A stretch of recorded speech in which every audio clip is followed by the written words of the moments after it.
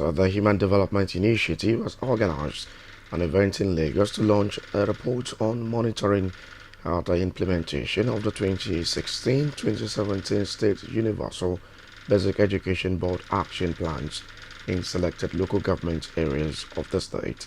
According to the members, the group aims to ensuring delivery of good basic education and ensure the utilization of education funds, as well as facilitate transparency and accountability.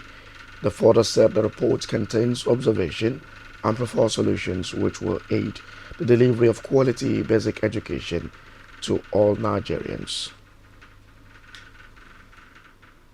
You will agree with me that basic education is the foundation of education. And if the foundation is faulty, there is a problem. So that's why we have the passion for it and set out that we need to support the government in eradicating mass illiteracy and also bringing out these school children that are out. We are now like 13 point something now into the classroom. So for them to have this conducive environment, then we must make sure all things are in place, because without conducive environments, learning can never be effective. And the same thing for the teachers too. So it's the report of all activities of monitoring. That's what we are launching today. The presentation of the reports on the monitoring of SUBEB projects.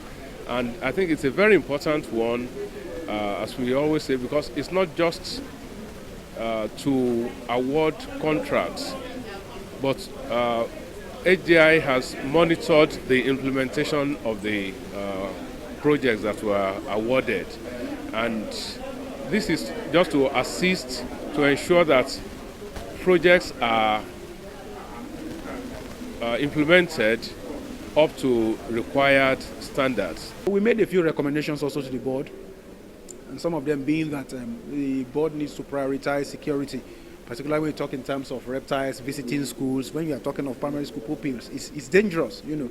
Then some of these schools that lack perimeter fences need to be fenced. More security conscious for pupils and students of junior secondary schools. Then also we talk in terms of accessibility, especially for children living with disabilities. So ramps need to be made available in schools where pupils and children may not be able to access the walkways. So these are some of the recommendations we made to them. And then sanctions for defaulting contractors are some of the recommendations. Let SUBEB also sanction some of these contractors. And then, you know, prompt and up-to-date monitoring of the implementation of their projects is also very key. And then quality basic education is achieved.